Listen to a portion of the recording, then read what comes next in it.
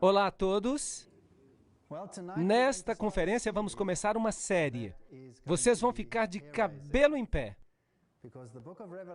porque o livro do Apocalipse é a história final do conflito final entre as forças do bem e as forças do mal.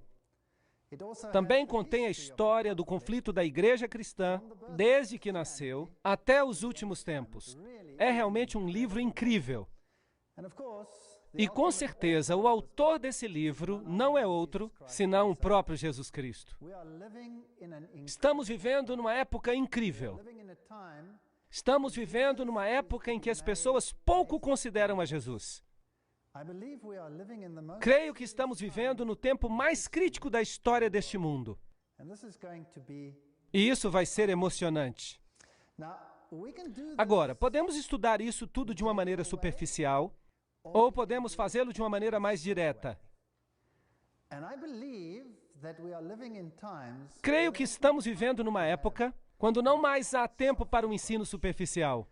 Assim, o que eu quero fazer no próximo bloco de palestras será contar-lhes o que o livro de Apocalipse tem a dizer. Algumas coisas poderão ser um pouco inquietantes, mas eu quero que se lembrem que, se já leram os últimos versos, vocês sabem que Jesus é quem ganha. Assim, não há nada com que se preocupar. Quem sabe isso produza medo no coração de alguns quando perceberem o que está acontecendo no mundo e como essas coisas fazem parte de um plano de séculos. Mas Deus predisse tudo nos menores detalhes, há muito tempo atrás.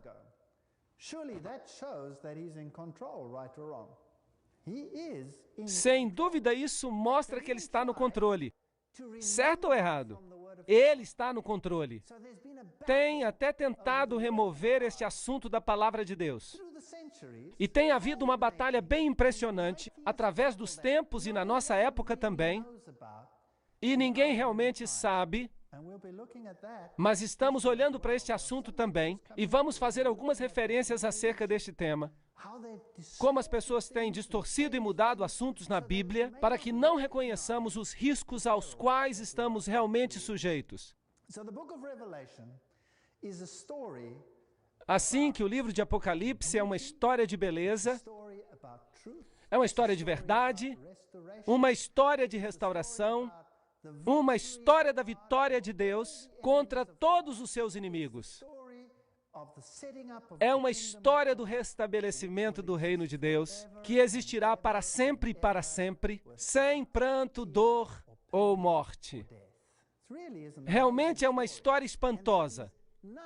E não há nada, absolutamente nada que se temer, se tivermos a Deus do nosso lado. Na minha vida pessoal, eu era antes um cientista ateu e trabalhava no meio das universidades totalmente ateias deste mundo. A minha esposa vem de uma origem espírita, a sua família estava envolvida no movimento da nova era, assim que esoterismo de um lado e ateísmo do outro. Os meus pais eram muito religiosos e eu odiava a religião. Eu não queria nada que ver com ela. Mas hoje caminho por todo o mundo, caminho por todo o globo e prego a mensagem de Jesus Cristo. E falo da criação. Eu creio em cada palavra que está escrita no livro de Deus. Não somente creio nele, porque é lógico e está escrito de um modo que se entenda, mas posso lhes assegurar que ao longo dos anos o tenho experimentado na minha vida. E eu sei que o meu Deus vive, e eu sei que Ele cuida de cada um de nós, e não quer que estejamos na escuridão. Ele quer que saibamos. E é por isto que o livro se chama Apocalipse. No grego, revelação. A revelação de Jesus Cristo. Algumas pessoas dizem que é uma revelação oculta. Não existe isso de revelação oculta. Não pode ser as duas coisas. É uma revelação. E o Apocalipse, ou Revelação de Jesus Cristo, é o livro mais incrível da Bíblia. Termina a história bíblica. No princípio temos o livro de Gênesis, Em Gênesis temos a árvore da vida, a humanidade perdeu acesso a essa árvore, e a humanidade caiu em pecado, e a consequência foi a morte. Gênesis capítulo 2, versículo 17. Desde esse momento, o homem teve que ganhar o seu pão com o suor do seu rosto. Gênesis capítulo 3, versículo 19. O homem perdeu o seu domínio porque foi criado para ter domínio e ficou nu. Perdeu o seu manto de justiça que o cobria. E então foi separado de Deus, porque o pecado e Deus, um Deus santo, são incompatíveis. Essa é a história de Gênesis. É uma história triste, desde a criação do homem até a sua queda.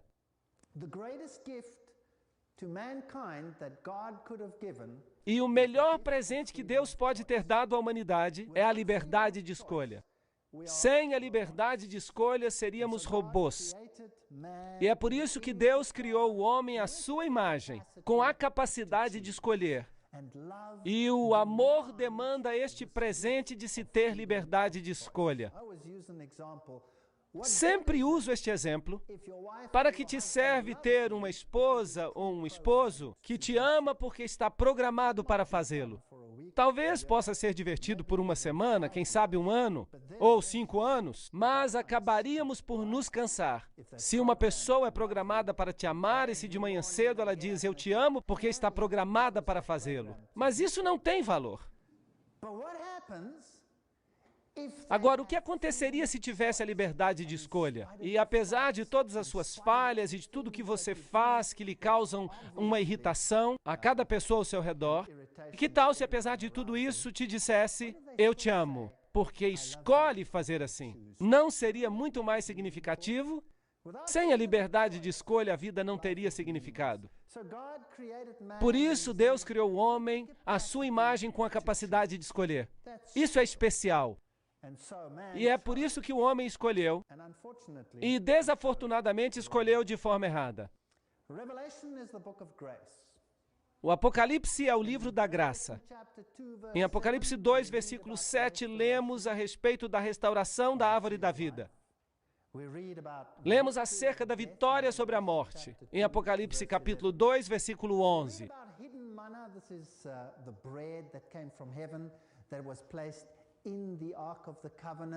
Lemos acerca do maná escondido, o pão que vinha do céu. E uma amostra estava na Arca da Aliança, uma amostra do pão do céu que tiraria a fome para sempre. Apocalipse, no versículo 17 do capítulo 2, e no verso 26, o domínio será restaurado. Os que aceitam o presente maravilhoso de Deus serão vestidos de branco, assim que a vestimenta perdida da justiça será restaurada. Apocalipse capítulo 3, verso 5. E não haverá mais separação com Deus. Verso 12. Assim que o livro de Apocalipse é um livro de restauração. Mas também contém informação que é espantosa. Para dizer de maneira mais direta, é espantosamente amedrontante. A estrutura do livro, as 7 igrejas, 7 cartas, 7 estrelas, 7 candelabros, 7 espíritos, 7 lâmpadas, 7 selos, 7 trombetas, 7 chifres, 7 olhos, 7 trovões, 7 cabeças, 7 coroas, 7 anjos, 7 taças e 7 montes. Assim que o número 7 é obviamente importante. O número 7 é um número divino, o número da perfeição. É a mensagem de Deus na sua totalidade. Mas há uma falsificação também. E nós vamos falar sobre isso. E, obviamente, se olharmos para tudo isso, há um significado simbólico em tudo. Assim que o livro de Apocalipse usa uma linguagem simbólica. E de onde vem essa linguagem simbólica? Vem do Antigo Testamento. Assim que, sem o Antigo Testamento, não poderíamos entender o livro do Apocalipse. Muitos dos símbolos no livro de Apocalipse vêm, por exemplo, de Zacarias, de Ezequiel, todos os profetas do Antigo Testamento, particularmente de Daniel. E muitos dos símbolos que encontramos no livro de Apocalipse, os encontramos no livro de Daniel. Encontraremos terríveis bestas no livro de Apocalipse, e a descrição de bestas como leões, leopardos, ursos e bestas terríveis com 10 chifres. Encontraremos estas também no livro de Daniel. E encontraremos o número 7 no livro de Daniel. Em Daniel, capítulo 7, por exemplo, há bestas ali, e se contarmos as cabeças da besta mencionada em Daniel, capítulo 7, descobriremos que são 7 cabeças. Também encontraremos 7 cabeças no livro de Apocalipse. Por isso, a ilustração vem de lá, e a chave vem desse livro também para o livro do Apocalipse. Infelizmente, não vamos estudar o livro de Daniel para desvendar algumas dessas coisas. Assim que só vamos explicar essas coisas diretamente, mas há alguns vídeos que estão sendo produzidos que contêm todos os detalhes, como esses elementos simbólicos no livro de Daniel podem ser aplicados ao livro de Apocalipse. Assim que vamos estudar sobre as igrejas, as cartas, as estrelas, os candelabros, nesta conferência vamos estudar, por exemplo, sobre as 7 igrejas. E muitos desses componentes começarão a ficar claros. Há uma outra coisa acerca do livro de Apocalipse que é fascinante. Encontramos a linguagem do santuário no livro de Apocalipse.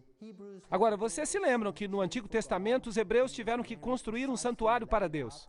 E foi feito muito precisamente como este santuário tinha que parecer, quais eram os componentes. Havia uma parede ao redor, coberta de linho, que representava a justiça. Havia uma porta de entrada ao santuário. Havia um altar no pátio de fora, onde se ofereciam sacrifícios. Havia uma pia onde se lavavam. Também havia um edifício, o qual estava dividido em 2 partes. A primeira parte se chamava Lugar Santo, e a segunda parte, Lugar Santíssimo. E um sumo sacerdote oficiava nesse santuário. E a linguagem do santuário nos fala acerca do ministério do sumo sacerdote. A linguagem do Apocalipse desse ministério do sumo sacerdote se aplica a Jesus, tomaria o lugar de todos esses símbolos descritos no Antigo Testamento. Assim que a linguagem do santuário é muito importante, porque ela nos diz onde e em que etapa do ministério esta história está se desenvolvendo.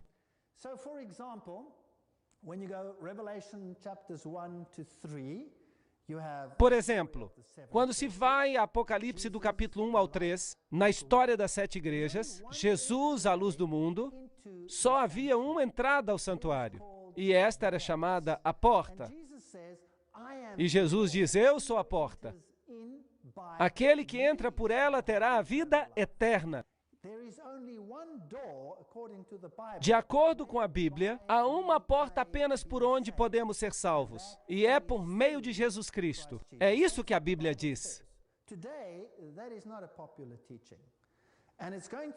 Hoje em dia, este ensinamento não é popular, e à medida que os dias passam, vai ser cada vez menos popular.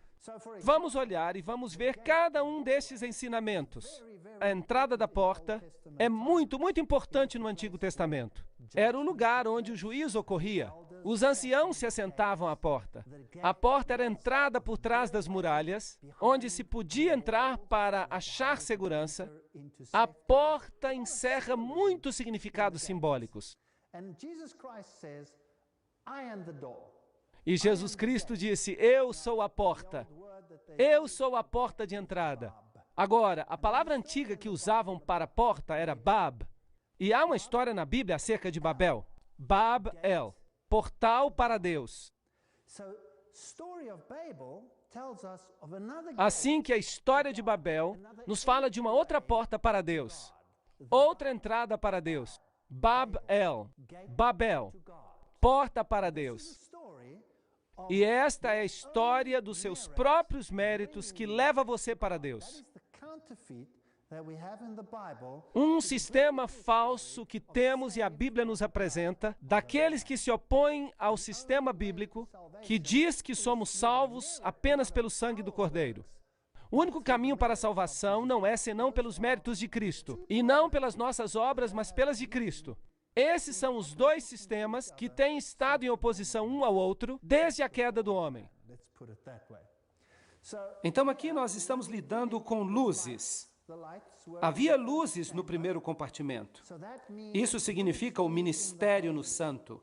Quando nós chegamos a Apocalipse capítulos 3 a 8, nós lidamos com selos, e aí temos o pão da proposição. Portanto, continuamos no primeiro compartimento do santuário, o lugar santo. Então vem as trombetas, Apocalipse 8 a 11, e ali pode-se ver um altar de ouro. E incenso sobe do altar de ouro. Então, ainda estamos no lugar santo. Então, isso tudo é representativo de um período em que, por assim dizer, o sacerdote está servindo nesse primeiro compartimento. Mas logo que chegamos a Apocalipse 12 a 14, o quadro muda. Ali o profeta vê a Arca de Deus.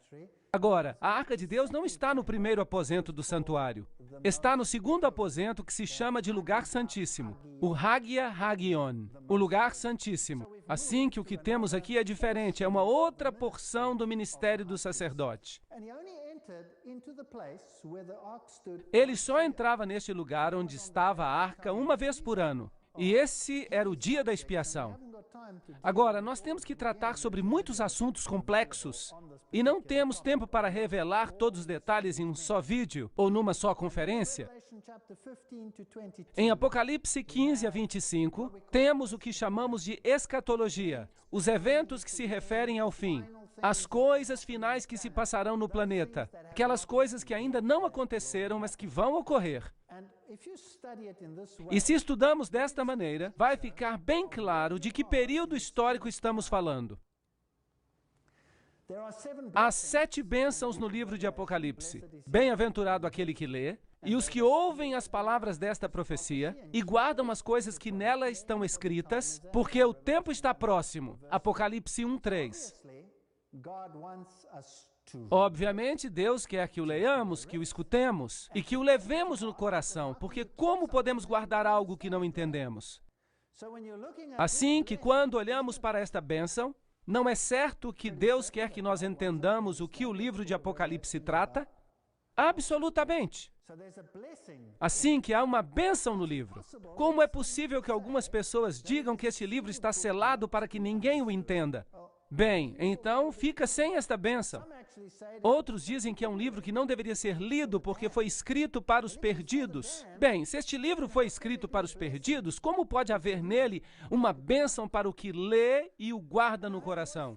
E ouvi uma voz do céu que dizia: escreve, bem-aventurados os mortos que agora morrem no Senhor. Sim, diz o Espírito, para que descansem dos seus trabalhos e que as suas obras o sigam. Apocalipse 14:13.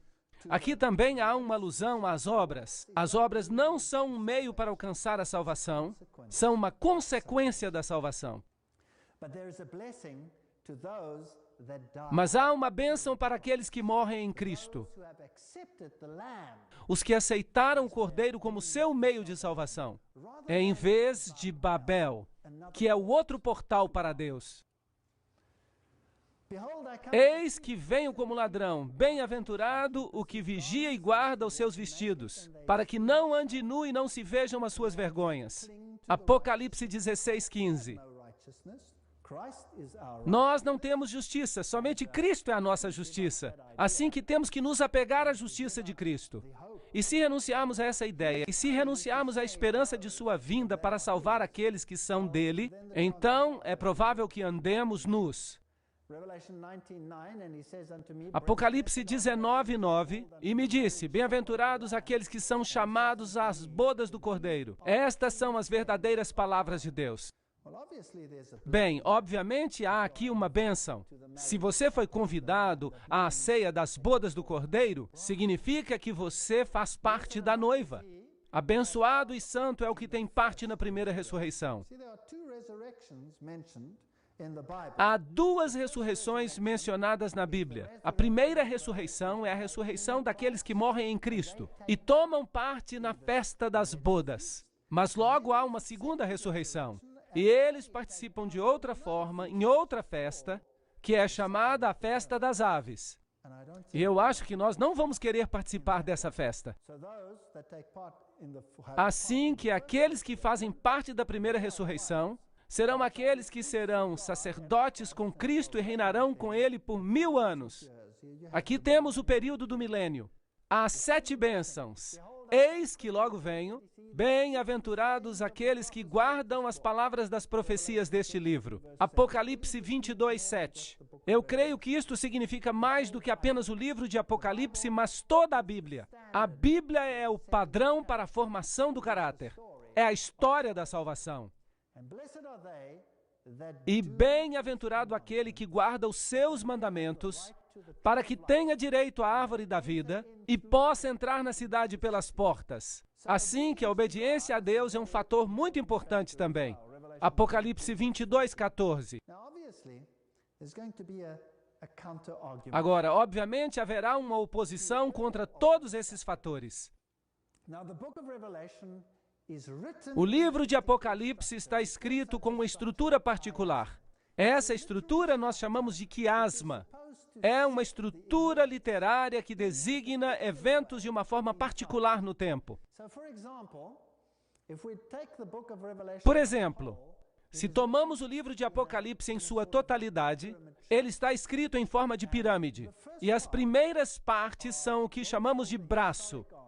A parte histórica, que são as 7 igrejas, os 7 selos, as 7 trombetas que nos conduzem ao grande final da grande controvérsia entre Cristo e Satanás, e entre os seguidores de Satanás e os seguidores de Cristo. O segundo braço ou parte, se lermos desde a introdução até o meio do livro, seria sobre os temas da Nova Jerusalém, o milênio e a queda de Babilônia. Assim que essa estrutura nos diz onde nos encontramos na linha do tempo. E se você entender a estrutura do livro de Apocalipse, então será mais fácil manejá-lo. Porque há algumas pessoas que gostam de arremessar coisas para todos os lados. Há muitos que tomam as trombetas e as atiram para o futuro. Em outras palavras, para a parte escatológica.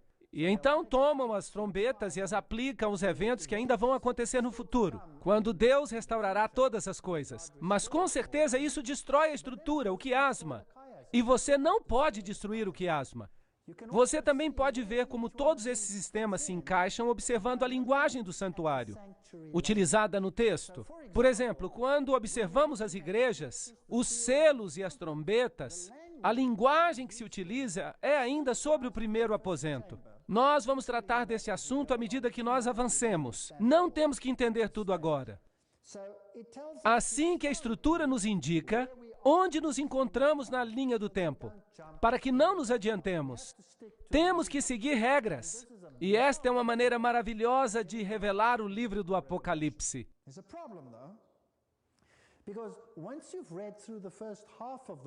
Mas há um problema. Uma vez que você tenha lido a primeira metade do livro e tenha chegado ao meio do livro, que é basicamente os capítulos 10, 11, 12, 13, 14, 15 até o 17, estes são praticamente os eventos finais da batalha entre o bem e o mal. Uma vez que você começa a ler depois destes capítulos, você vai estar lendo os eventos de forma inversa, porque o quiasma está estruturado assim. E se torna tudo muito confuso. E as coisas, então, estão numa sequência diferente.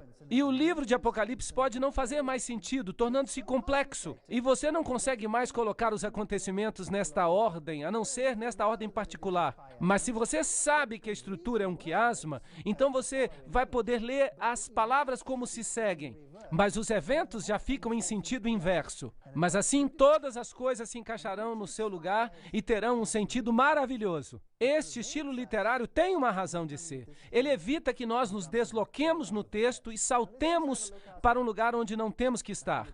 Agora, vamos ver alguns exemplos de interpretação para que você perceba que não se trata apenas de uma conjectura que alguém está fazendo. Por exemplo, se você toma as 7 igrejas, no capítulo 2, no versículo 1, que diz: isso diz aquele que tem as 7 estrelas na sua destra, no meio dos 7 castiçais de ouro. E quando se lê no final do livro de Apocalipse, nós encontramos a Nova Jerusalém no capítulo 21, verso 23. O Cordeiro é a sua lâmpada.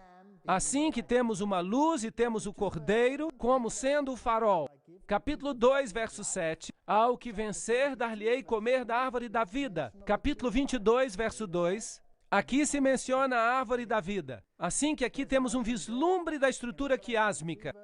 Há uma porta aberta em Apocalipse 3, verso 8, e em Apocalipse 21, verso 25, até o final, temos portas que nunca se fecham. Cristo no trono do seu Pai, Apocalipse 3, 21, e 21, 1 e 3, o trono de Deus e o Cordeiro.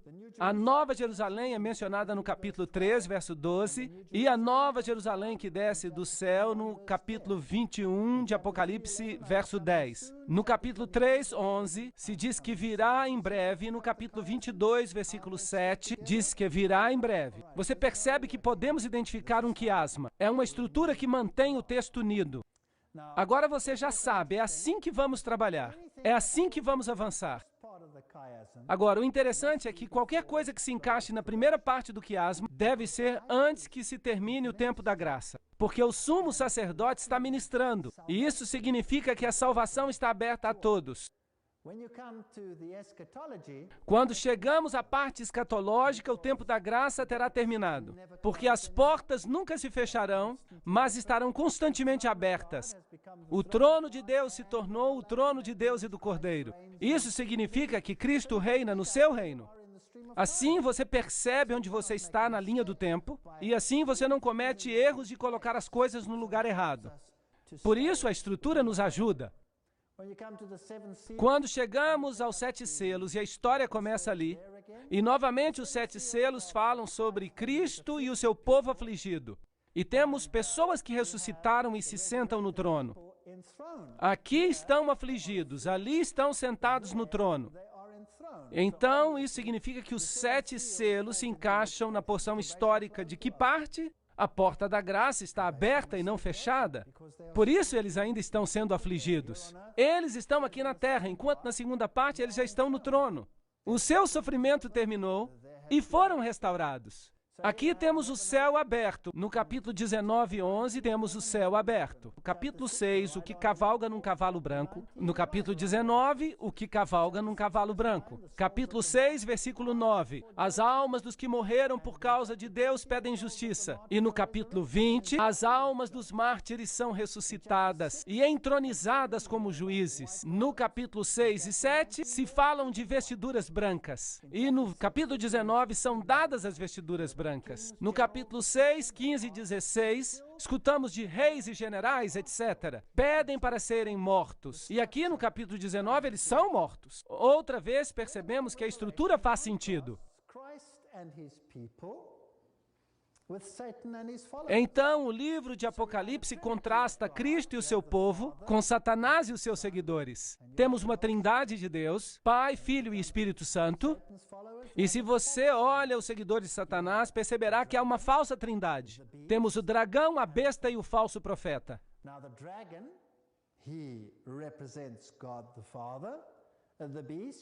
Agora, o dragão se contrapõe a Deus, o Pai. A besta, como se verá no livro de Apocalipse, é a que toma o lugar de Jesus Cristo. Ela se levanta com um reino, mas é um reino terrenal.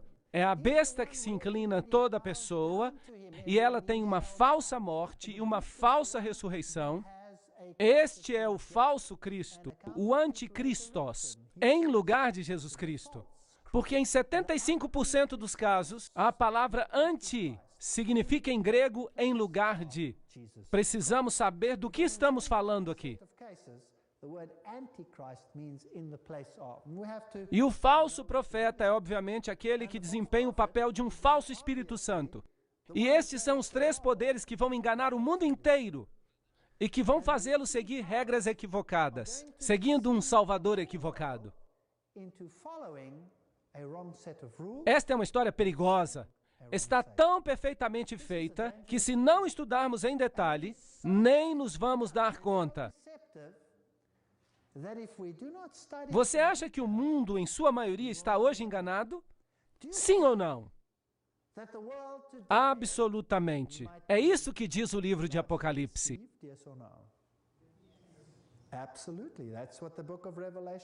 O que foi que Jesus disse quando os discípulos se aproximaram e lhe pediram um sinal de sua vinda e do fim do mundo? Qual foi a primeira coisa que Jesus disse? Ele disse: acautelai-vos que ninguém vos engane. O engano é o ponto central da história.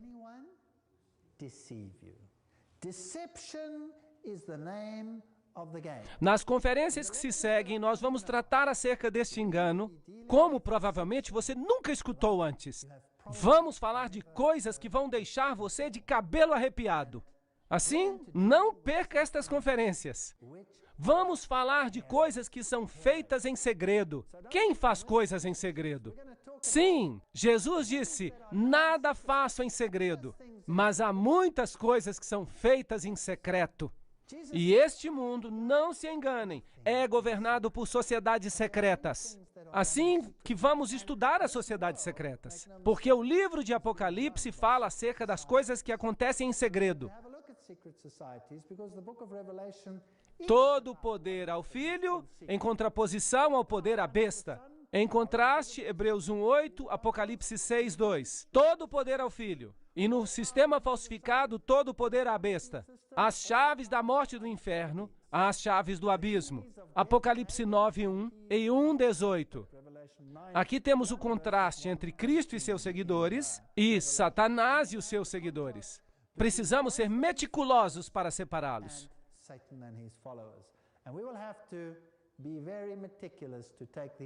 Quem é semelhante a Deus? Isaías 40:18. Quem é como a besta? Apocalipse 13:4. Assim que o poder da besta é ameaçador, temos que vigiá-lo. O cordeiro que foi imolado, Apocalipse 3:8. Uma de suas cabeças como se tivesse sido ferida de morte. Algumas traduções dizem que parecia ter uma ferida mortal. Aquele que é, que era e que há de vir. Apocalipse 1:4. A besta que é e não é e será. Apocalipse 17:8. Vem o contraste? Assim que vamos falar acerca de uma batalha e do componente visível dessa batalha, que será a besta. Mas está escondida. O seu nome é segredo. É por isso que temos que, por trás das cenas, encontrá-la. Porque aquilo que se vê não é o que é. Aquilo que se vê e que se supõe que tem que ser, mas é sim aquilo que não se vê. Isso é o que tem que ser visto. E supostamente nós temos que saber disso. E é muito importante que descubramos o que acontece por trás das cenas. Então, lemos em Apocalipse 6:16 acerca da ira do Cordeiro, e em Apocalipse 12:12 lemos acerca do diabo e da sua ira. Apocalipse 7:2 e 3, o selo de Deus está na fronte daqueles que o seguem, mas em Apocalipse 13, a marca da besta está na fronte ou na mão, correto? Assim que temos contrastes. Temos o nome de Deus em Apocalipse 14:1 e temos o nome da besta em Apocalipse 13:17. Temos as tribos de Israel em Apocalipse 1:4. Temos as tribos da terra em Apocalipse 1:7. Temos o exército dos céus em Apocalipse 19:14. E temos o exército da terra em Apocalipse 19:19. Temos a guerra contra Satanás e a sua gente. E temos a guerra contra Cristo e seus seguidores. Apocalipse 12:17, etc. Assim que há uma batalha, isso é uma guerra. Isso é uma história de guerra. Temos a ceia do Cordeiro e temos a ceia das aves. Temos as bodas do Cordeiro e temos a prostituta de Babilônia. Temos os apóstolos do Cordeiro, temos os falsos apóstolos. Temos a Jerusalém de Deus, temos Babilônia, a igreja de Satanás. E temos o soberano do céu, da terra e do mar. E temos a besta que sai do mar, que sai da terra, e o dragão. Assim que temos todos estes contrastes no livro de Apocalipse. Se lermos o livro de Jeremias, então temos uma história, um tipo acerca da grande batalha. Como vocês veem, havia na história uma guerra real entre Babilônia e o povo de Deus. E o profeta Jeremias os advertiu contra a vinda de Babilônia. Vem aí, Babilônia. Será que o povo gostou da mensagem de Jeremias? Não, eles não gostaram nem um pouquinho. E o jogaram numa cisterna, e o espancaram, e o colocaram num tronco, e fizeram todo tipo de maldades com o pobre Jeremias. Eles não gostaram da mensagem. E de fato nada mudou. Jeremias 2:11. Houve alguma nação que trocou os seus deuses por aquilo que não eram deuses? No entanto, o meu povo trocou a sua glória pelo que não eram deuses. Esta é uma batalha acerca do povo de Deus. Espantai disso, ó céus, e horrorizai-vos. Ficai desolados, diz o Senhor, porque o meu povo fez duas maldades. A mim me deixaram o manancial de águas vivas e cavaram cisternas rotas. Não retém as águas. Há uma história literal que sucedeu a Jerusalém contra a Babilônia. Você acha que a mesma coisa vai acontecer na nossa época? Você crê que é possível? Você acha que Apocalipse sabe e está nos dizendo que vai acontecer? Jeremias 2:26. Como fica confuso o ladrão quando o apanham, assim se confundem os da casa de Israel. Eles, os seus reis, os seus príncipes, os seus sacerdotes e os seus profetas, que dizem ao pau: Tu és o meu pai, e à pedra, tu me geraste, porque me viraram as costas e não o rosto. Mas no tempo do seu aperto dirão: Levanta-te e livra-nos. Assim que estão olhando para o leste e estão adorando um Deus diferente. Onde, pois, estão os teus deuses que fizeste para ti, que se levantem se te podem livrar no tempo da tua tribulação? Porque os teus deuses, ó Judá, são tão numerosos como tuas cidades. Eles têm muitos ídolos, sim ou não? Sim, claro. Haverá muitos ídolos nos últimos dias? Eu penso que sim. Deuteronômio 4:28. E ali servireis a deuses que são obras de mãos humanas, de madeira e de pedra, e que não veem, nem ouvem, nem comem, nem cheiram. Daniel 5:23. E te levantaste contra o Senhor dos céus, porque foram trazidos da casa dele perante ti, tu e os teus grandes, e as tuas mulheres e as tuas concubinas, bebeste vinho por eles. Além disso, deste louvores aos deuses de prata e de ouro, e de cobre, de ferro e de madeira, e de pedra, que não veem, não ouvem, nem sabem, mas não ao Deus em cujas mãos está a tua vida e os teus caminhos. O mesmo vai acontecer na nossa época. Antes adoraram aos ídolos, e hoje também adoram aos ídolos. Não há diferença. Vamos aos tempos antigos, e lhes darei um esboço de como se viam as estruturas antigas. Este é um lugar antigo chamado Europos. Está na Síria. Aqui estão as ruínas de uma cidade antiga. E podíamos chegar ali com este tipo de transporte, mas me parece um pouco frágil. E optamos por este veículo luxuoso aqui. E dirigimos centenas e centenas de quilômetros com este velho Mercedes a este lugar em particular. Este é o aspecto que ele tem. Está totalmente em ruínas. Eu nem queria acreditar que um carro tão velho ainda funcionasse.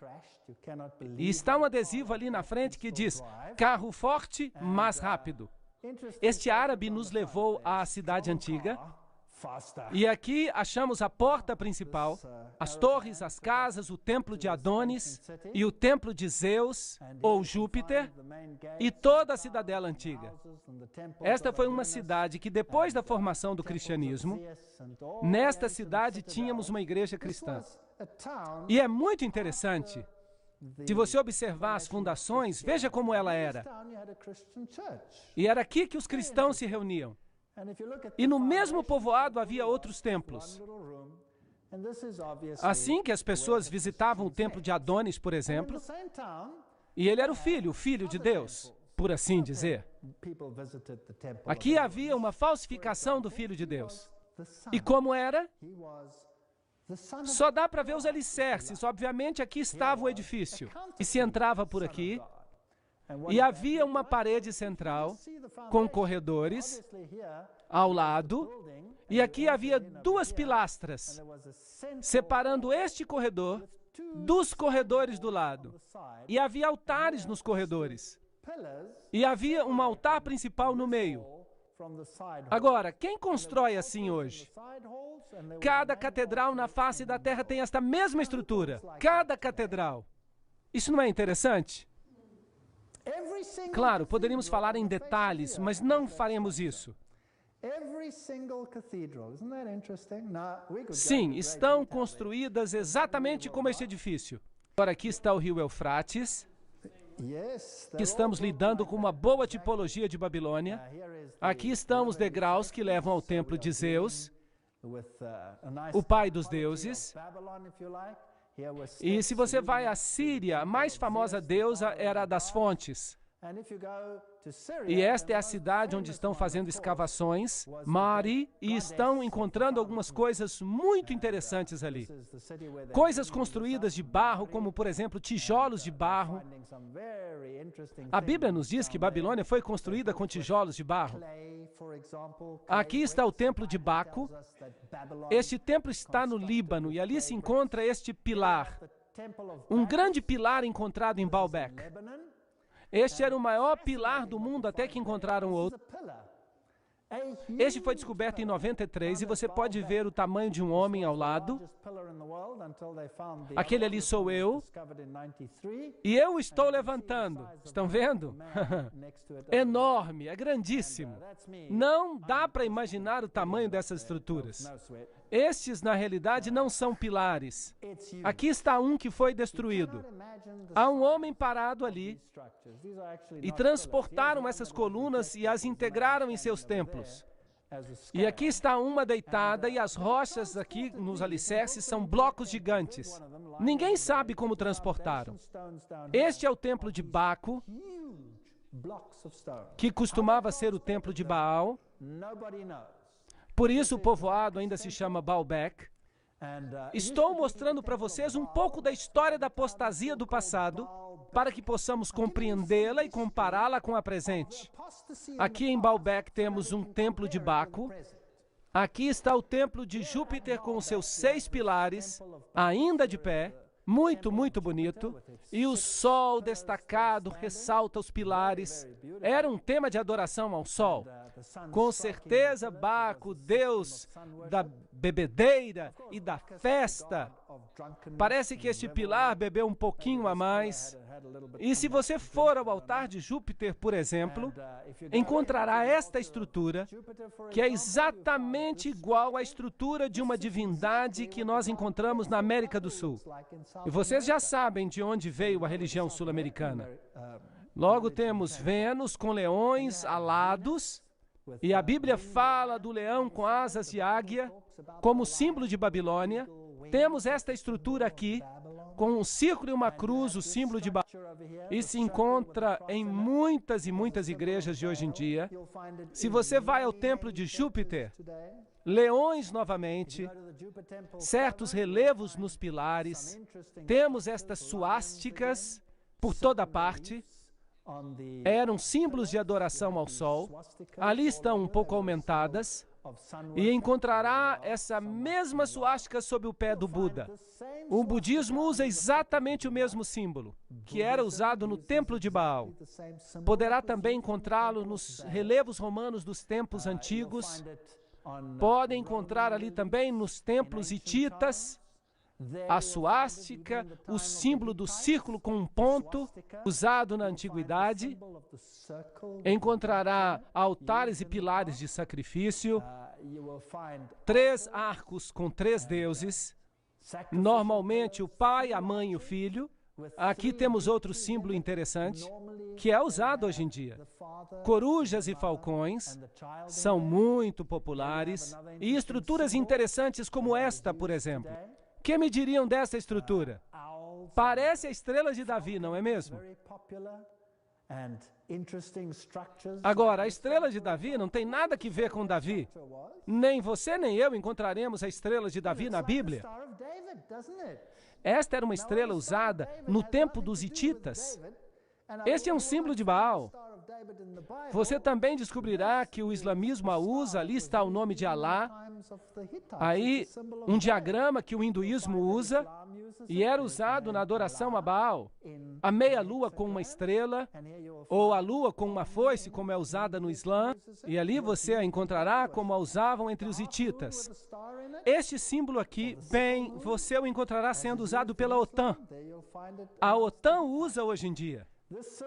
Anjos, porcos, uma mulher com uma mini saia e com uma taça de ouro na sua mão. nos mostram que os templos de Baal, em seu simbolismo, eram semelhantes ao simbolismo que encontramos em Apocalipse e no mundo hoje em dia.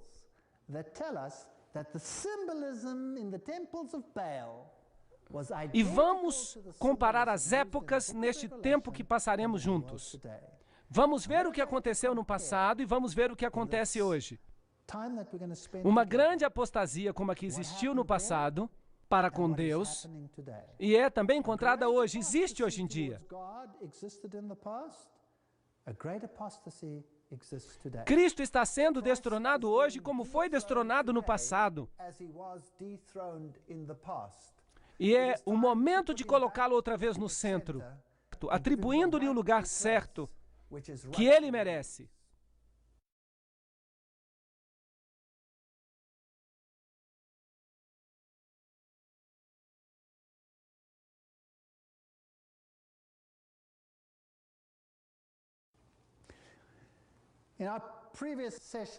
Na sessão anterior, observamos alguns símbolos que se encontram nos templos de Baal e nos templos de Bel.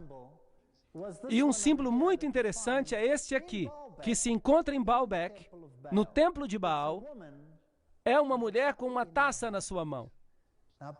Agora, o livro de Apocalipse fala de uma mulher montada numa besta e que tem uma taça de ouro na sua mão. Fascinante encontrar estas imagens em vários lugares. Se você for a outros templos, vai notar que eram templos de morte. Você sempre encontrará tumbas e ossos neles. Você sabia que não há nenhuma catedral no mundo onde não se caminhe sobre cadáveres de homens? Não há nenhuma catedral no mundo que seja construída sem corpos mortos. De fato, cada catedral é um cemitério. E não se pode celebrar a missa sem catedral ou igreja, se não há uma relíquia de um indivíduo morto nesse templo em particular. Assim que, se você entra numa catedral grande, você estará andando sobre corpos de homens mortos. Se você fosse aos templos de Baal, onde na Bíblia lemos acerca de pequenos anjos? Em parte nenhuma, em nenhuma parte. Os anjos são descritos na Bíblia como seres masculinos de grande poder, seres magnificentes. No templo de Baal, eram reduzidos a pequenos anjos, como Cupido, pequenos anjos gordinhos. Ali estão os do templo de Baal. Onde os encontramos hoje em dia? Vamos encontrá-los em todas as igrejas. Agora, observemos aqui em cima um simbolismo interessante que está no teto. Vamos nos aproximar mais e encontraremos uma águia de pé sobre uma chave. Há muitas igrejas que usam este símbolo hoje. Ali temos o grande deus Osíris, com asas e cones de pinho, e os deuses e as deusas da luxúria, do desejo, dentro dos hexagramas e dos hexágonos. E os hexagramas e os hexágonos ficam no teto do templo de Baal. Como você pode vê-los ali, se você olhar para cima? Esta é a cidade das palmas, Palmira. E tem a maior coluna que ainda existe nos dias de hoje. Ainda hoje há palmeiras por aqui. Este é o maior conjunto de colunas romanas ainda existente. E se você observar, elas ainda são magníficas. E se você olhar na parte de trás, há o templo de Bel. Agora, a palavra Bel é usada pela indústria de maneira exclusiva. E você encontrará inúmeras alusões a Bel no mundo de hoje. Ali está o templo de Bel. Este é o templo mais bem preservado de Bel no mundo. Provavelmente uma forma de Baal. E este é o pátio, na parte de fora do templo. Este era o lugar onde se ofereciam sacrifícios. Também tinha um lugar santo e um lugar santíssimo. Estava estruturado no mesmo plano, basicamente, que o templo de Israel. Mas, seguramente, Satanás é um anjo caído do céu e ele também tinha os seus planos. Assim que o templo dele é uma falsificação da história celestial. Se você observar acima, no teto, vai ver o simbolismo do sol, e temos as palmeiras, e temos também as divindades representadas com cones de vinho, E temos também as divindades representadas com cones de pinho, e romãs e abacaxis, e você encontrará auréolas ao seu redor. Ao redor das divindades do sol. Outra vez você vai encontrar penas e águias. E uma coisa interessante, coisas muito interessantes nas paredes, das quais nem sequer necessitamos discutir. Esta aqui é muito interessante. É a chama de Lúcifer. Esta é a chama de Baal. Com o que ela se parece? Parece a tocha olímpica. Em realidade, acabaram de acender uma outro dia. E se você observá-la na televisão, ela faz uma oração a quem? A Apolo, ao Deus Sol. Não está morto hoje em dia. Está apenas disfarçado. Seguramente temos as uvas de Baco, temos as flores de lis e os triângulos e as esfinges, com os seus peitorais, representações femininas. Aqui está uma, e anjos com asas entre cones de pinho. E há um triângulo, ao contrário, invertido, com águias dentro. Este simbolismo é usado hoje em dia por todas as entidades políticas do mundo. Assim que temos muitas coisas que perceber no livro de Apocalipse. A águia, em todas as suas formas, é um símbolo de muitas nações. Assim que o livro de Apocalipse vai nos contar acerca deste grande conflito entre o bem e o mal. Este grande conflito entre a idolatria e a adoração ao Deus verdadeiro. Vamos examinar coisas que vão deixar você surpreso. Vamos ver os detalhes que se passam por trás das cenas. Como o mundo de hoje está se movendo para colocar no trono outro poder. E o livro de Apocalipse nos adverte acerca dessas coisas. Assim que vamos analisar o primeiro capítulo, verso por verso. Revelação de Jesus Cristo, as quais lhe deu para mostrar aos seus servos as coisas que brevemente devem acontecer. Que maravilha! Portanto, ele nos dirá antes do tempo o que vai acontecer. Agora, se alguém tem o poder de dizer a você exatamente o que vai acontecer antes de acontecer, não é essa uma pessoa em quem se pode confiar? Eu diria que sim.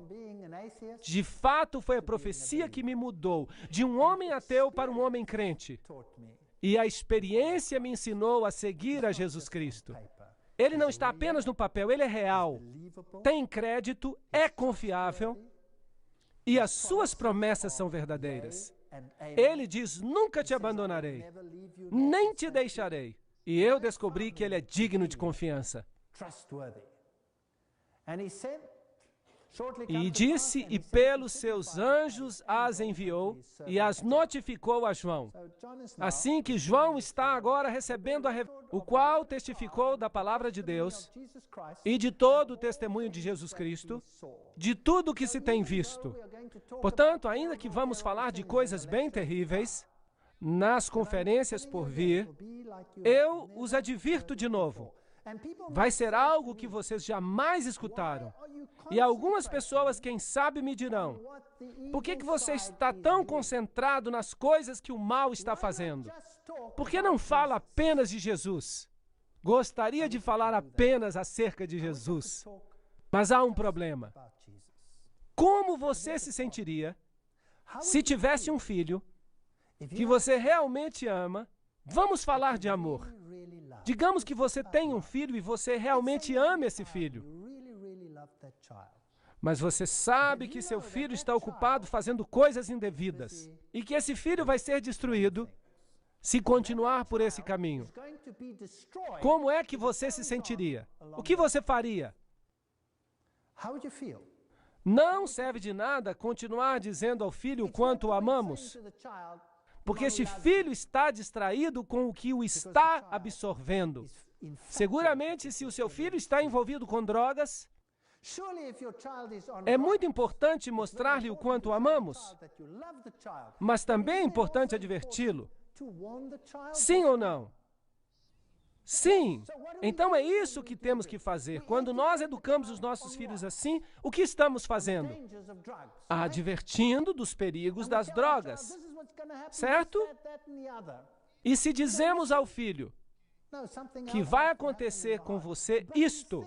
Será que ele vai ouvir? Não. Algo de especial tem que acontecer no coração. Mas essas coisas são importantes para que o filho possa tomar uma decisão final.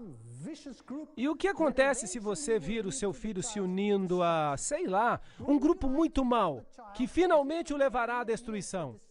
Você não gostaria de dizer ao filho: aqui estão os erros, os enganos deste grupo ou organização? Sim ou não? Não gostaria de salvar o seu filho e evitar que ele caísse nesse problema?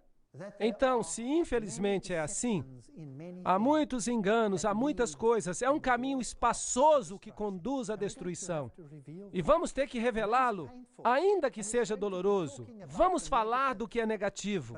Mas por que fazemos isso? Porque queremos que as pessoas escolham o lado positivo. E se pudermos tomar todos os parâmetros deste mundo e pudermos dizer isto é enganoso, por esta e esta razão, e por causa deste ou daquele aspecto, finalmente vai restar o quê? Jesus Cristo. Então, basicamente, o que estamos fazendo é seguir um processo de exclusão. Vamos ver os vários componentes de Babilônia, e então, quem sabe, vamos descobrir, de uma forma ou outra, temos sido enganados. Todos temos sido enganados. Estão mentindo a todos nós. Todos nós que estamos sentados aqui fomos de uma forma ou outra enganados. É um pensamento terrível. Mas ao final a verdade vai se cristalizar. Há apenas um que é digno de confiança. E este é Jesus Cristo.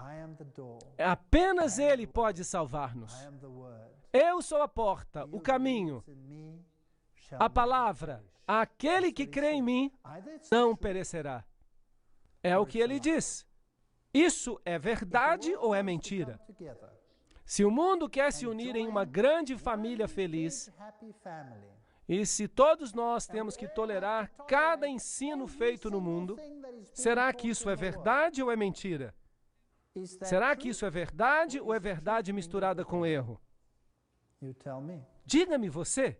Assim, temos que saber se todos os caminhos nos levam a Deus ou se só há um caminho para Deus.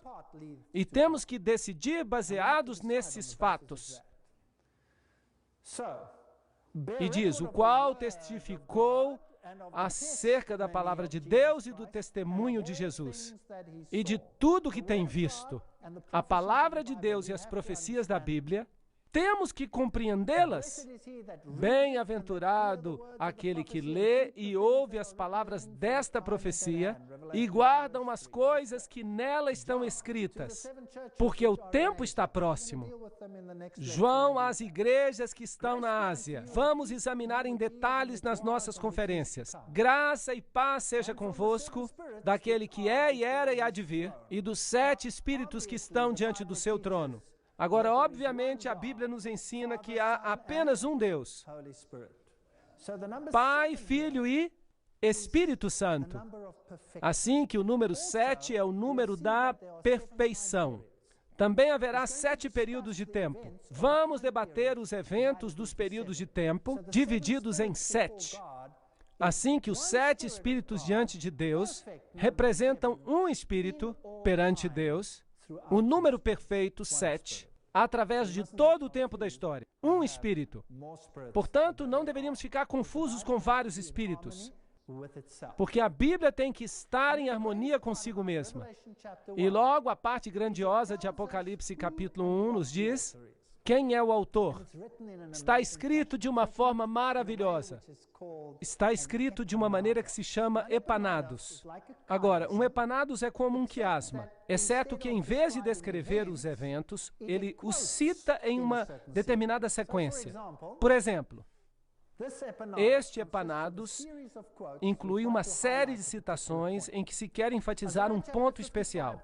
Isaías 55:4 fala acerca da testemunha, é uma referência a Apocalipse 1:5, que é uma citação de Isaías. E se vai até o final desta, há uma outra citação em Apocalipse 1:16. é um verso que também vem de Isaías. Então, há outro ponto, o segundo ponto mencionado. Apocalipse 1:7 fala acerca da vinda nas nuvens, é uma citação de Daniel 7:13. E há outro no final aqui, Apocalipse 1:13, onde se fala acerca do sacerdote, e é uma citação de Daniel 7:9.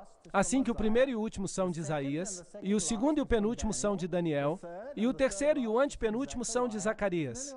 E logo há 2 no meio. Bum, bum. Assim que estes versos sublinham o tema central. É isso que é um Epanados. Como que uma rima emparelhada.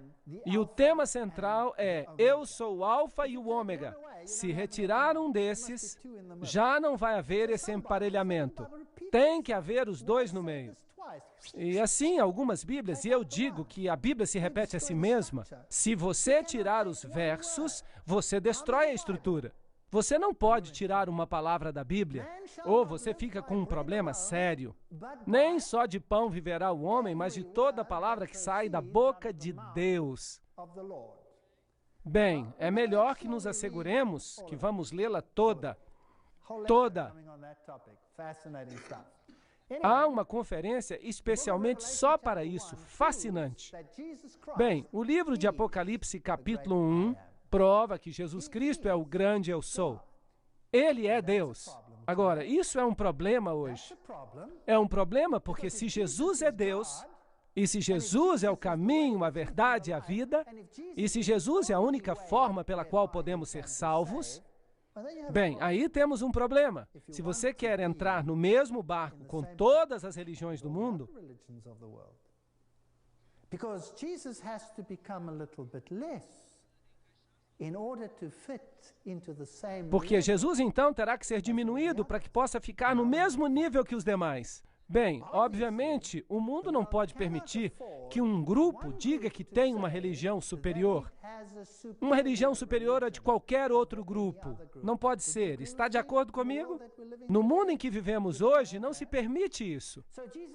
Assim que Jesus tem que se tornar menos importante para que os outros possam ser mais importantes. Como é que vamos fazer isso? Cria-se a dor da exclusividade. Em outras palavras, você faz com que ser exclusivo seja algo tão doloroso que isso obriga as pessoas a serem menos exclusivas. Isso faz sentido? Pense nisso. Ou ele é ou não é o que diz ser. E da parte de Jesus Cristo, que é a fiel testemunha, o primogênito dos mortos, o príncipe dos reis da terra, aquele que nos ama e no seu sangue nos lavou dos nossos pecados. É isso que se diz acerca de Jesus? Sim ou não? Isso é exclusivo, especial, ou é uma coisa igual a todas as outras?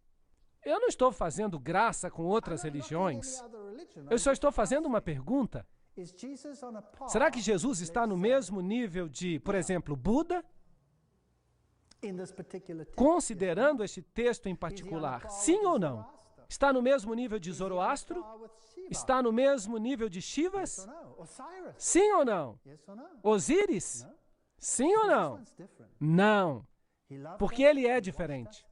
Ele nos amou, nos lavou, é o Rei dos Reis, é o príncipe de todos eles, e ele é o único que pode salvar. Porque ele é o único que é Deus. Sabem qual a diferença entre o cristianismo e as outras religiões do mundo? A diferença é que a tumba de Cristo está vazia. O cristianismo é a única religião na face da Terra que dá uma explicação para a situação atual do planeta. E é a única religião na face da Terra que propõe uma solução para o problema. Todas as outras religiões propõem que a solução são as suas próprias obras. E se alguém não é bem-sucedido, essa pessoa tem que ficar tentando, através de várias reencarnações até que consiga. Será que isso está melhorando ou está piorando? Portanto, o cristianismo nos dá uma solução e nos diz por quê e como. Não há nenhuma outra religião na face da terra que faça isso. E o cristianismo tem a palavra de Deus. que é a infalível palavra de Deus que tem sido atacada em todos os níveis, desde o nível científico até o nível da história, até o nível da salvação. E sabe o que mais? A Bíblia tem passado em todas as provas ao longo do tempo. E é o único livro na face da Terra que tem sido justificado, reivindicado cientificamente, arqueologicamente, historicamente e em termos da sua premissa de salvação. Este livro pega as pessoas onde quer que elas estejam e as transforma em pessoas diferentes. Não há nenhum livro como este. E ainda que todo mundo ensine algo diferente, como estão fazendo neste momento, creiam que estão fazendo isso, então peguem esse assunto da evolução e da criação e deem uma olhada. Falo isso com base científica. Eu fui professor de universidade por mais de 30 anos. Fui professor de zoologia. E provavelmente eu era o único naquela universidade secular que não cria na evolução. Isso exigiu muita coragem. E os fez reis e sacerdotes para Deus e seu Pai, e a Ele glória e poder para todos sempre. Amém. Eis que vem nas nuvens e todo olho verá, e até mesmo os que o traspassaram e todas as tribos da terra se lamentarão sobre ele. Sim, amém. Em outras palavras, em vez de terem essa alegria suntuosa na vinda de Cristo, a maioria fará o quê? Se lamentará. Aqui há uma história diferente daquela que está sendo ensinada ao mundo cristão hoje, que fala a respeito da restauração do reino e de uma segunda oportunidade. Alguns dizem, não temos que esperar até que todo olho veja, porque seremos arrebatados. Será que a Bíblia ensina isso? Eu sou o Alfa e o Ômega. Aí está o centro do Epanados, o princípio e o fim, diz o Senhor, que é, que era e que há de vir, o Todo-Poderoso. Isso é falar diretamente. Jesus Cristo, no livro de Apocalipse, não é somente identificado como Rei dos Reis e Salvador do mundo, mas é identificado como Deus. Se fazemos de Jesus menos do que Ele é, então temos um problema, porque deixamos de ter um Salvador. Porque então esse Salvador estaria no mesmo buraco, no mesmo barco em que nós nos encontramos. Portanto, Ele é Deus. Eu, João, que também sou vosso irmão e companheiro nas aflições, no reino e na paciência de Jesus Cristo, estava na ilha de Pátimos por causa da palavra de Deus. Assim, se você prega a palavra de Deus, você fica encrencado. E pelo testemunho de Jesus Cristo, que é a palavra profética de todos os tempos. E então, se você prega profecias, você também fica encrencado. Vocês estão todos preparados para o que vem à frente? Quando nós olhamos algumas dessas coisas, a gente fica assustado. Nós vamos olhar algumas coisas muito interessantes. Eu estava em espírito no dia do Senhor e ouvi uma grande voz atrás de mim, como de uma trombeta. Apocalipse 1, 8 a 10. Em que dia estava ele no Espírito? Eu estava no Espírito no dia do Senhor, Apocalipse 1, 10. Se guardares o teu pé de profanares o sábado, de buscares o teu próprio prazer no meu dia santo, e chamares o sábado deleitoso, dia santo do Senhor, e honorável, Isaías 58, 13, é o único dia que é chamado de dia santo do Senhor. Obviamente, ele estava em espírito, então, no dia do sábado. Mas Marcos 2, 28 também fala que o Filho do Homem é Senhor também do sábado. Obviamente, ele recebeu a visão nesse dia, no dia de sábado. E Deus mostrou a ele o que estava prestes a ocorrer em todo o mundo. Dizendo, eu sou o Alfa e o Ômega, o primeiro e o último. E o que tu vês, escreve-o num livro. E envia-o às 7 igrejas que estão na Ásia. E eu não vou falar dos detalhes, porque vou falar deles na próxima palestra. Para Éfeso, Esmirna, Pérgamo, Tiatira, Sardes, Filadélfia, Laodiceia. Cada nome tem um significado especial. Até a localização tem um significado especial. Apocalipse 1:11. Eu me virei para ver a voz que falava comigo, e quando eu me virei, eu vi 7 candelabros de ouro. Onde é que ele está vendo Jesus? Em que compartimento ele vê Jesus? Ele o vê no compartimento santo. Obviamente, nós temos aqui um aspecto temporal. O ministério do sumo sacerdote está ocorrendo no lugar santo, não no lugar santíssimo. Assim que não é o Yom Kippur, o dia do juízo, mas é antes do dia do juízo final. Assim que, historicamente, estamos em um tempo anterior ao fim do tempo da graça. Jesus está ministrando no lugar santo. É ali que João o vê, porque o vê ministrando entre os 7 castiçais. Historicamente, isso é importante. Se você observar a rota postal antiga, você vai ver várias cidades. Éfeso, Esmirna, Pérgamo, Tiatira, Sardes, Filadélfia, Laodiceia. Essa é a mais antiga rota postal. E vamos cobrir este tema na próxima conferência. E ele então tem essa grande visão que ele está ministrando entre os 7 castiçais de ouro. E os castiçais simbolizam o quê? A luz do mundo. Jesus é a luz do mundo. Apocalipse 1:3. E no meio dos 7 castiçais, um semelhante ao Filho do Homem. Jesus, o sumo sacerdote que ministra por nós. Ele é a luz do mundo. Ele é o pão do céu, o pão da presença. Ele é o nosso mediador. Ele é o altar do incenso. E o incenso que acende representa o ministério de Cristo, fazendo com que as nossas orações sejam aceitáveis diante de Deus. A Deus, por meio de suas mediações, chegam as orações. Ele é o que se encarrega, que trabalha em nós para mudar os nossos corações de pedra em corações de carne. Ele é a imagem que temos de Jesus Cristo, cuidadoso, que está no controle, que sabe exatamente o que você vai passar, que nos prediz os detalhes, como ele permite que a apostasia tome forma, pois ela existe mesmo nos nossos tempos. Agora, isso me surpreende. Se eu fosse Deus, teríamos um problema sério. Graças a Deus que eu não sou Deus. Porque eu não teria a paciência que ele tem para afrontar e enfrentar essa apostasia da maneira que ele faz. Como ele permite que ela cresça e dê fruto, para que todos possam ver o que ela é. Por certo, se você olha para o mundo hoje em dia, é um lugar prazeroso? Não, já não é um lugar prazeroso.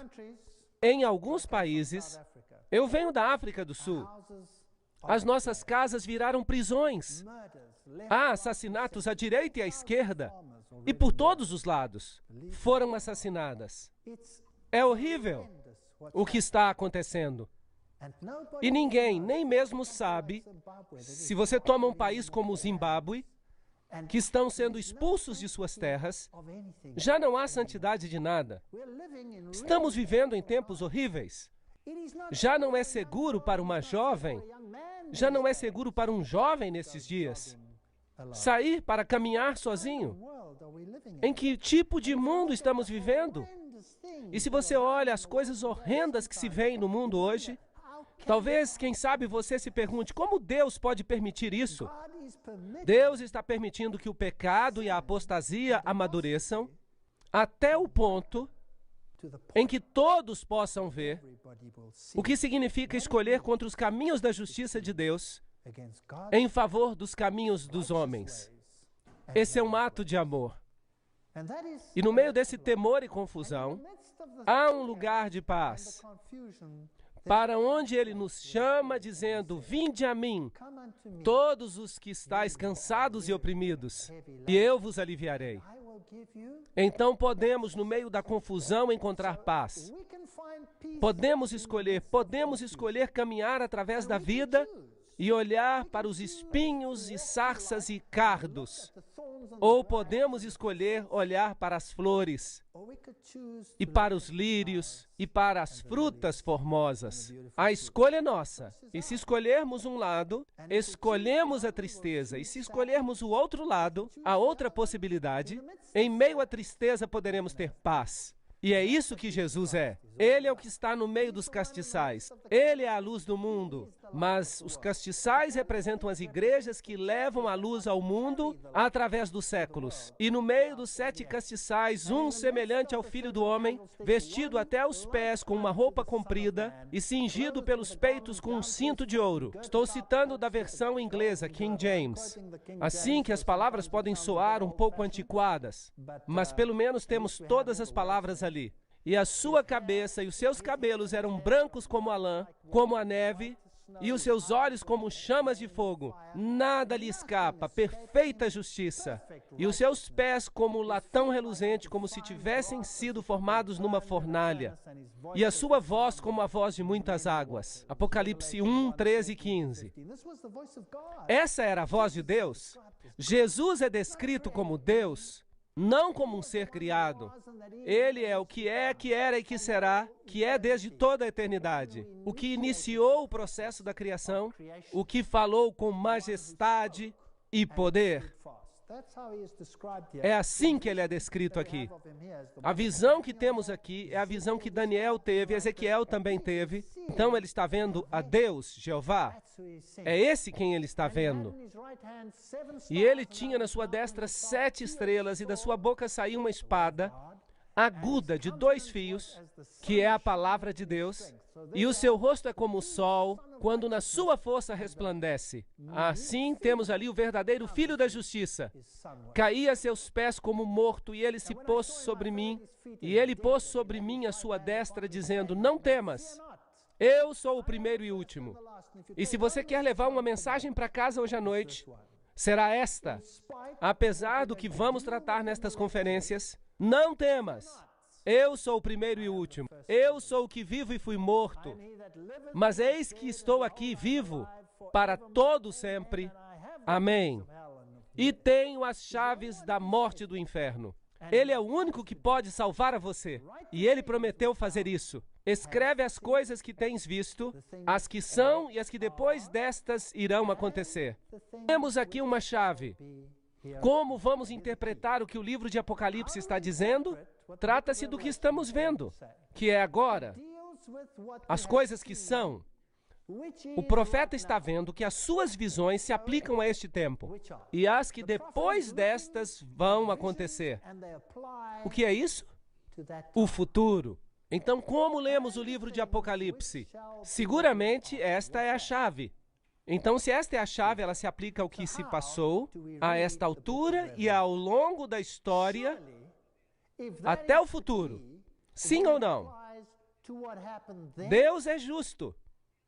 Ele escreveria no seu livro e colocaria na Bíblia e repartiria com todas as gerações, e depois diria: aqui está um livro, mas não é para ti. É apenas para aqueles que viverão daqui a milhares de anos? Ou será que Deus vai fazer um livro com informação para todas as gerações? Sim ou não? Deus é justo e imparcial. Mas há alguns grupos hoje que tomam o livro de Apocalipse e o aplicam apenas ao futuro. Em realidade, o aplicam a uma geração que nem sequer vai estar aqui quando essas coisas ocorrerem de fato. A toda a igreja que, como dizem, será arrebatada. E quando supostamente esses fatos acontecerem, será que isso faz sentido? Claro que não. O livro de Apocalipse é uma história contínua. O que aconteceu então se aplica às pessoas que viveram neste tempo, e o que se passa na geração seguinte se aplica a essas. E temos uma história que se segue até chegar ao fim dos tempos. E se aplica a todos nós. E particularmente, com certeza, aos grandes eventos que culminam no final da história de todos os tempos. O mistério das 7 estrelas que viste na minha testa, portanto, porque na sua destra estão os salvos, e à esquerda estão os condenados, e dos 7 castiçais de ouro, As 7 estrelas são os anjos. Anjos são mensageiros. Os mensageiros das 7 igrejas. As 7 igrejas de Deus. Em períodos diferentes de tempo, os pregadores, assim por dizer, são eles que levam a mensagem de Deus e estão à mão direita de Deus. Apesar do que está acontecendo, lembre-se que Deus está no controle. Os 7 castiçais que viste são as 7 igrejas. Deus tem este ministério extraordinário. Ele usa o homem pecaminoso para pregar a sua palavra. Uau! Ele mesmo podia ter feito isso. Poderia falar com estrondos a partir do céu. Podia ter usado os anjos, mas ele nos usa a nós. Isso é incrível. Portanto, o ministério de Cristo no santuário celeste, se você olhar com atenção, para a grande história, como tudo aconteceu, como Cristo ressuscitou da morte, ele ressuscitou e foi para onde? Quando ressuscitou da morte, ele ascendeu aos céus para servir no santuário. Diz o livro de Hebreus, no santuário celestial. Assim que temos um ministério no santuário celestial, mas não vamos entrar em detalhes nesta conferência, e se estende desde esse período até o tempo do fim. Está dividido nesta linguagem do santuário em que temos todos os símbolos, como o castiçal, o pão da vida, da proposição, o altar do incenso no primeiro compartimento e depois o segundo aposento. Então sabemos que estamos numa linha de tempo e não vamos nos perder no livro do Apocalipse. E ele me disse, até 2.300 tardes e manhãs, e o santuário será purificado. Daniel 8,14. Portanto, a profecia vai até um tempo particular da história. Vamos tratar dessa profecia mais tarde. Há uma conferência sobre isso. E a podemos encontrar mais tarde. Mas um pouco mais de informação, em Daniel 8 nos é descrito o progresso de uma profecia espantosa. E veio para perto de onde eu estava, este anjo, e vindo ele, me amedrontei e caí sobre o meu rosto. Mas ele me disse, entende, filho do homem, porque esta visão acontecerá no tempo do fim. Não no fim do tempo, mas no tempo do fim. Estando eu ainda falando na oração, o homem Gabriel, que eu tinha visto na minha visão, no princípio, veio dizendo, Daniel, agora saí para fazer-te entender o sentido. E logo continua a nos dar essa profecia espantosa, que é uma profecia messiânica. A mais perfeita profecia que você pode imaginar, porque nos dá o tempo em que o Messias viria. E essa profecia é tão precisa que no Talmud se lê que os ossos da mão e os ossos do pé, dos dedos, caiam e se decomponham daqueles que se voltarem para as páginas do livro de Daniel, para descobrir o tempo de Daniel 9, 24 e 27. Isso está escrito no Talmud. E que sua memória desapareça da face da terra para todo sempre. Lei Talmúdica, página 978, seção 2. Por que o Talmud judaico contém uma maldição assim? Para alguém que trate de decifrar o período de Daniel 9, 24 a 27. Vou explicar por quê. Porque o texto nos diz exatamente quando virá o Messias. E nos diz exatamente o que o Messias vai fazer. Não estamos estudando essa profecia em detalhes, porque há todo um vídeo sobre isso. Você pode vê-lo. Mas, em realidade, o centro do problema é que isso se aplica a somente um Messias na história da humanidade. E este é Jesus Cristo. Ninguém mais. E se eles aceitassem Daniel 9, 24 a 27, o que aconteceria à religião judaica? Teria que se converter à religião cristã. E desapareceria da face da terra. E isso é algo que eles não querem. Assim que é melhor maldizer aquele que analisa essas páginas. Elas nos dizem quando o decreto sairá, elas nos dizem quando o Messias começaria o seu ministério, e nos dizem quando o Messias morreria. 31 depois de Cristo. E nos dizem quando o Evangelho iria aos gentios. É uma profecia espantosa. É uma profecia de 2.300 anos, que aborda esse tremendo período de tempo desde o momento quando se publicou o decreto para restaurar Jerusalém até o tempo do juízo. E há uma data ali, 1844, porque os 2.300 dias proféticos, ao se somar tudo, dão 2.300 anos a partir da lei. E a Bíblia nos diz no livro de Números e no livro de Ezequiel que podemos equivaler um dia a um ano profético. Logo, chegamos a uma data interessante, mas vamos ver sobre isso em outra conferência. É muito complicada para analisarmos tudo agora. E logo há um tempo que a Bíblia chama de tempo do fim. Estamos vivendo nesse tempo agora mesmo, e logo chegaremos ao tempo da eternidade.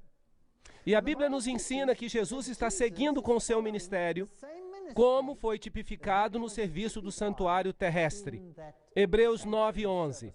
Mas vindo Cristo, o sumo sacerdote dos bens futuros, por um maior e mais perfeito tabernáculo, não feito por mãos, isto é, não desta criação, não é terrestre, nem por sangue de bodes e bezerros, mas por seu próprio sangue. Entrou uma vez no santuário, Hagion, havendo efetuado uma eterna redenção por nós. Ponto muito importante. Isso é o que diz a versão King James em inglês. Algumas traduções modernas não dizem isso, assim que trocaram o lugar santo pelo lugar santíssimo. Então temos um problema, porque agora o ministério de Cristo tem que se mover no tempo. Mas isso é uma história complicada da qual vamos tratar depois. Não pode ser no lugar santíssimo, tem que ser no lugar santo, porque se fosse no lugar santíssimo, não diria Hagion, mas Hagia Hagion. E não diz isso, diz apenas Hagion, que significa santuário. Hebreus 9:12. Nem por sangue de bodes e bezerros, mas pelo seu próprio sangue. Assim que este ministério pode ter começado apenas uma vez, quando Jesus morreu. Por isso, Jesus deve ter entrado no santuário para iniciar esse ministério, somente depois da sua morte. O que significa que ele entrou no primeiro aposento e não no segundo aposento, porque o sumo sacerdote só entrava no segundo aposento uma vez por ano. E no livro de Apocalipse, onde vemos Jesus servindo? No capítulo 1, ele está entre os candelabros. Assim que não podemos distorcer a Bíblia aqui e ali. Talvez isso seja agora um pouco complicado, mas simplesmente registre isso, não se preocupe com tudo agora. Nós vamos entender mais tarde. Hebreus 9:3. Mas depois do segundo véu estava o tabernáculo que se chama o Santo dos Santos, Hagia Hagion. O sumo sacerdote ia uma vez por ano. E aqui temos uma história diferente. Quando é que Jesus fez isso? Obviamente, algum tempo depois da sua ressurreição. Assim que a pergunta que tenho para vocês nesta noite é que se temos um sumo sacerdote, e se esse sumo sacerdote é Deus, e se esse sumo sacerdote é o único, como é que podemos ser salvos pelo seu sangue? Então temos que escolhê-lo acima de todos os outros. Se não existe nenhum outro nome entre o céu e a terra pelo qual possamos ser salvos, então temos que escolhê-lo acima de todos os outros. Mas eu tenho algumas notícias para vocês. Se vocês o escolherem, vocês vão ter problemas. Mais cedo ou mais tarde, seja no seu círculo imediato de amigos ou num círculo mais amplo. Mas eu e a minha casa decidimos servir ao Senhor e eu os convido a fazer o mesmo. Obrigado.